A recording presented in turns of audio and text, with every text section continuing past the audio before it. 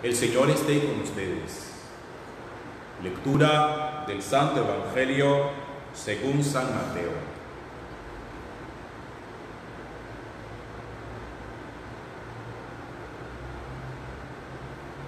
En aquel tiempo dijo Jesús a sus discípulos: si su justicia no es mayor que la de los escribas y fariseos, no entrarán en el reino de los cielos.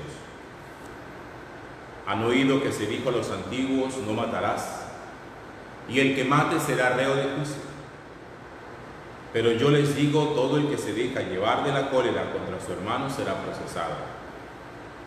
Si uno llama a su hermano imbécil, tendrá que comparecer ante el Sanedrín, y si lo llama necio, merece la condena del fuego eterno. Por tanto, si cuando vas a presentar tu ofrenda sobre el altar, te acuerdas allí mismo de que tu hermano tiene quejas contra ti, deja allí tu ofrenda ante el altar y vete primero a reconciliarte con tu hermano, y entonces vuelve a presentar tu ofrenda. Con el que te pone pleito, procura arreglarte enseguida, mientras van todavía de camino. No sea que te entregue al juez y el juez al guardia y te metan en la cárcel. En verdad te digo que no saldrás de allí hasta que hayas pagado el último centavo. Palabra del Señor. Gloria a ti, Señor Jesús.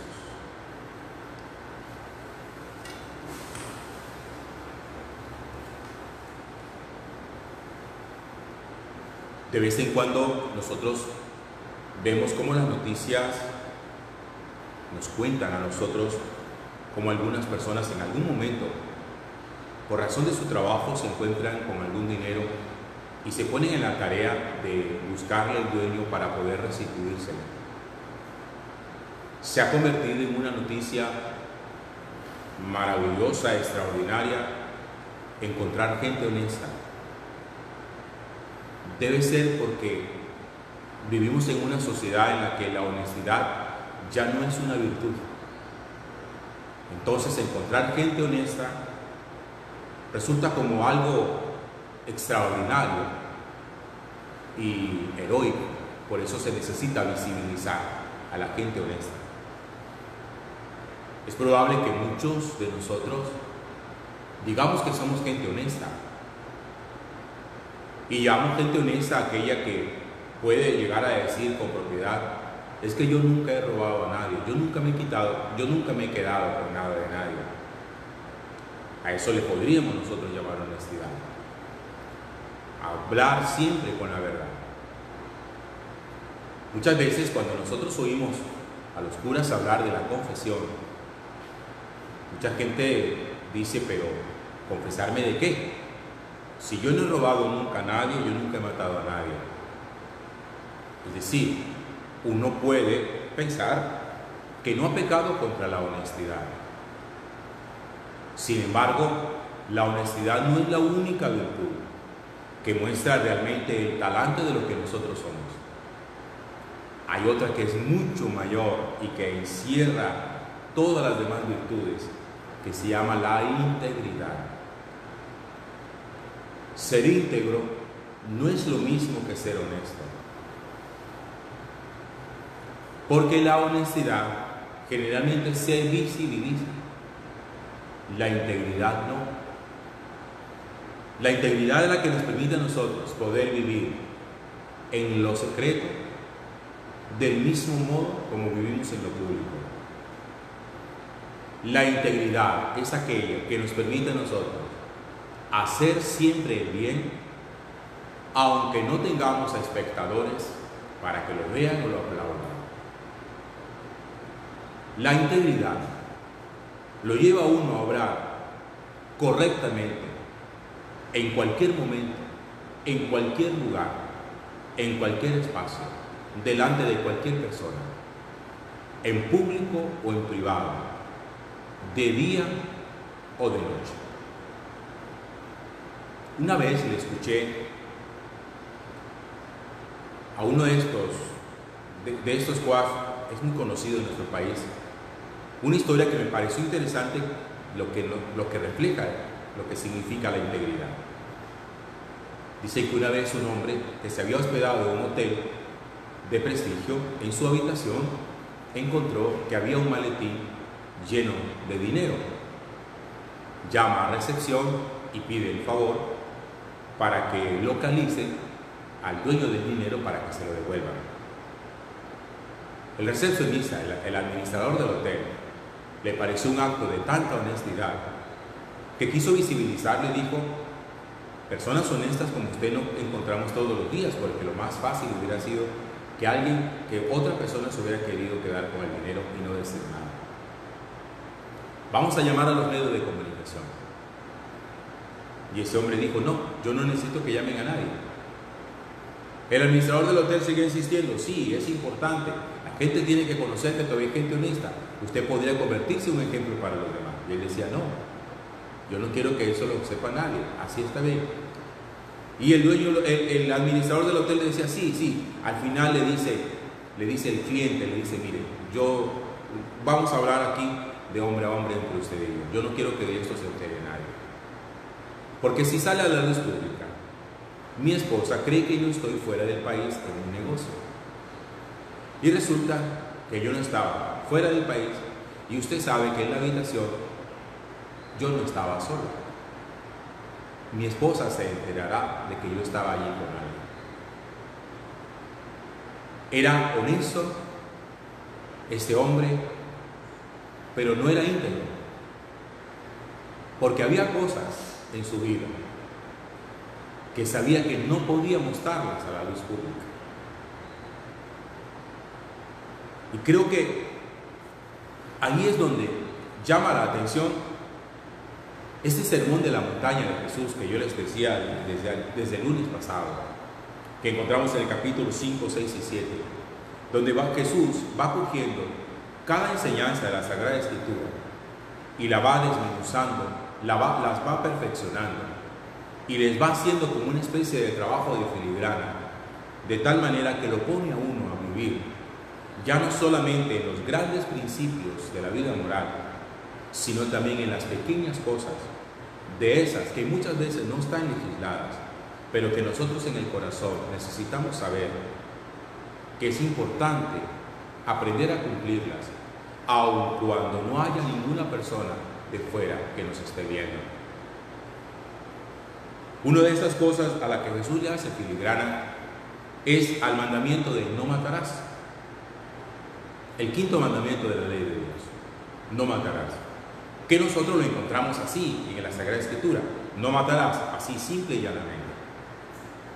Dicho así nada más, de seguro nosotros que estamos siguiendo esta Eucaristía podríamos afirmar así sin más ni más que menos mal que el mandamiento lo estamos cumpliendo, porque nosotros asesinos no somos, que nunca le hemos quitado la vida a nadie, que nunca hemos derramado la sangre de nadie.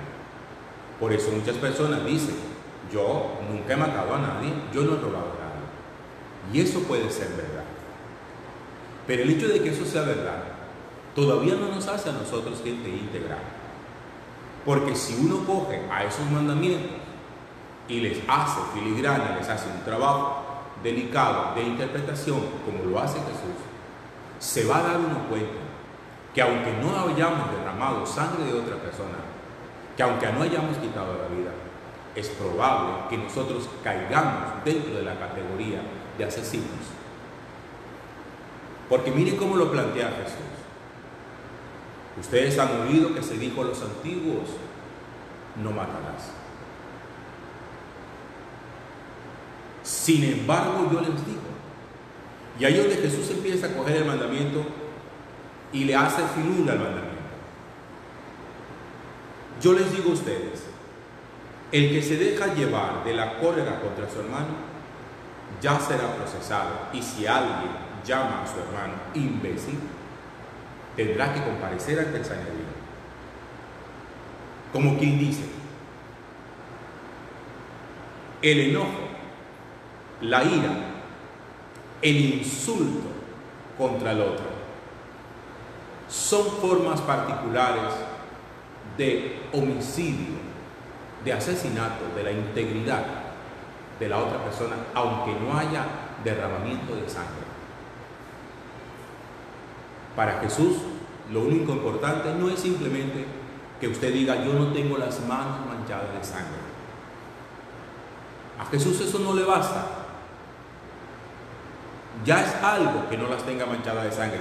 Pero Jesús dice, miren, es que yo lo que espero de ustedes es una justicia superior a la de los escribas y fariseos.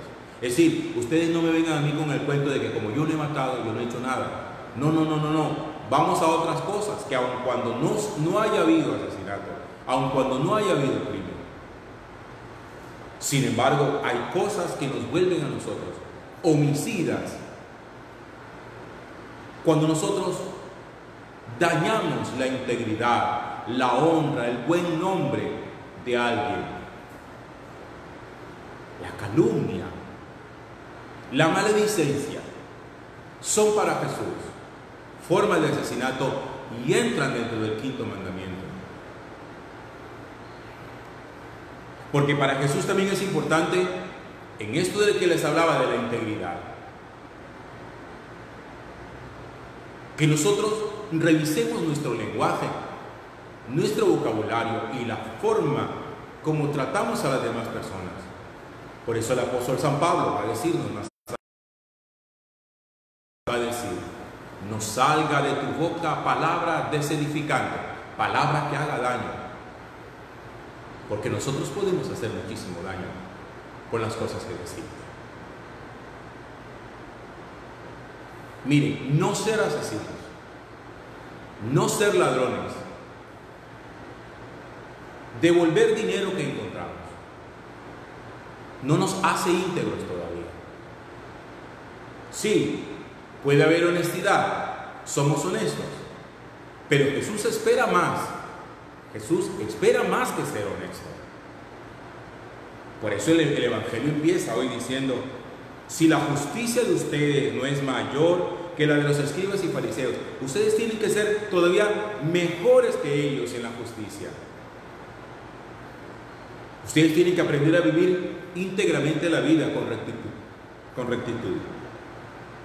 Y más adelante va a coger Jesús otros mandamientos, como el del adulterio, como el del amor a la verdad. Ya los miraremos durante esos días cuando corresponda.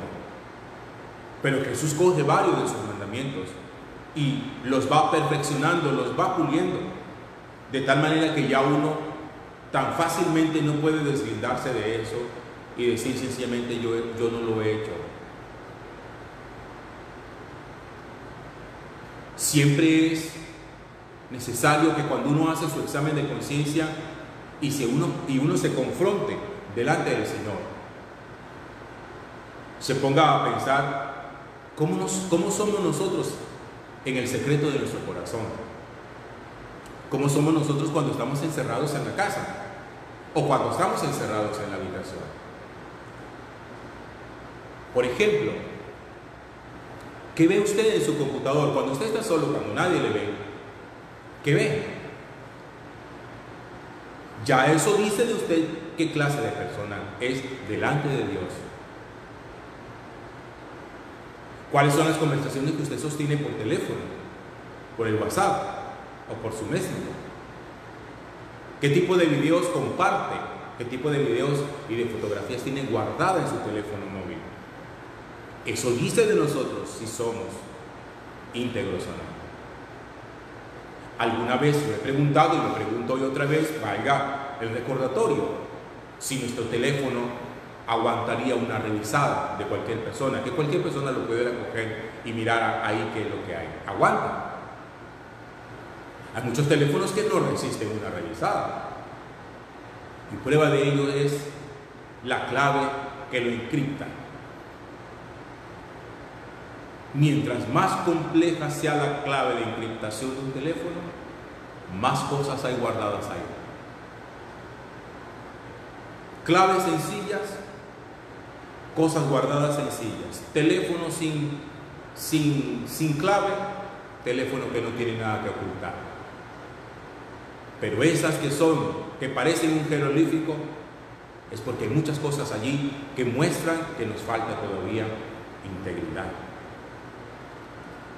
Jesús No se anda en estas cosas con medias tintas, pensando como que, bueno, vale, no derrames sangre, eso me es suficiente. Bueno, no robes, eso me es suficiente. Nosotros tenemos hoy una cultura que se ha arraigado muchísimo, y es la cultura de lo que malamente hemos llamado viveza. Y algunas personas se ufanan y dicen, yo soy muy vivo. Y resulta que ser muy vivo es ser pícaro. Son muy vivos porque se cuelan en la fila, porque no hacen fila y se meten a la brava. Son muy vivos porque le ponen fraude a los servicios públicos, porque le roban a la empresa de energía, porque tienen fraude en las conexiones de acueducto, porque tienen fraudes por aquí, porque tienen fraudes por allá. Y si no, lo que pasa es que ellos roban, pues entonces yo también puedo robar. Las cosas no son tan sencillas como esta. La integridad de la vida muestra delante del Señor los estándares y la calidad de discípulos que nosotros somos. A Jesús no le interesa simplemente tener un ejército de gente buena o de gente medianamente buena. A Jesús le interesa tener un ejército de testigos que sean santos, íntegros, que allí en los secretos de su corazón sea capaz de abrirle la presencia de Dios y decir, Señor, esta es mi vida, tú la puedes escudriñar. Y qué bueno fuera que cuando el Señor entra a lo más recóndito de nuestra existencia, pudiera decir de nosotros, siervo bueno y fiel, entra al banquete de tu Señor, porque has sido íntegro en todo. Tenemos un gran reto por delante. No se contente con lo mínimo. No trata de vivir simplemente en lo mínimo. No se ufane simplemente porque no ha derramado sangre. No se sienta alegre simplemente porque dice, es que yo no he robado las grandes cantidades y los grandes millones y la gran cantidad de millones que han robado los corruptos de este país. No. También en las pequeñas cosas tenemos que mostrar nuestra grandeza. Recuerden lo que dice Jesús, porque el que es fiel en lo poco, ese es fiel en lo mucho. Bendito sea el Señor, a Él el honor y la gloria por los siglos de los siglos.